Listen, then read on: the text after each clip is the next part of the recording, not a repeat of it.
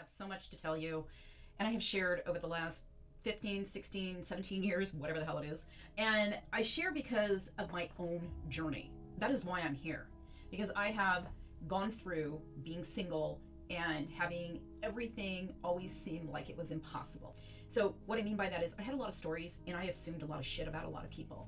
And when I would do that, I didn't realize how I was cutting short my own experience. But as an anxious avoidant, we're usually trying to get through an experience quickly enough because we don't want to get attached. And then if we get attached, then we feel like we're screwed. We start to feel that anxiety, right? That's how come we're anxious avoidants.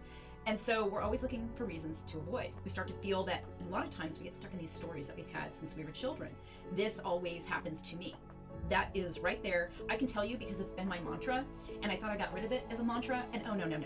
It would come back.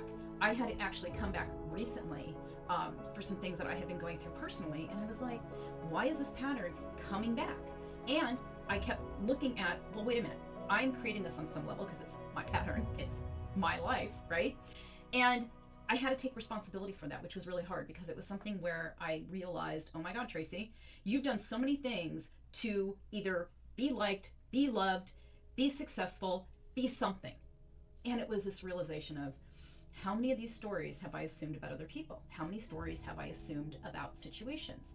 We often assume rather than ask because we're afraid to ask the questions. So one of the things that I did many years ago when I was in an attached relationship is I made a promise to myself because first of all, I realized it was me emotionally that was causing the problems. It wasn't the other person, even though they had their own shit, okay? And I started saying, I have to stop assuming, and I'm going to ask all the kinds of questions that I have avoided. All of those, like, well, what is the goal of this relationship? You know, for you, I'll tell you what it is for me. Or I assume that you want to rescue me, and I'm gonna make up a story about it, right?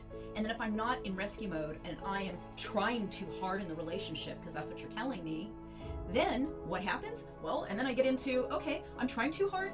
Well, what does that even mean, right? And I get into more stories and more assumptions. And that was the kind of shit that I did for years in these jacked up relationships that I would find myself in.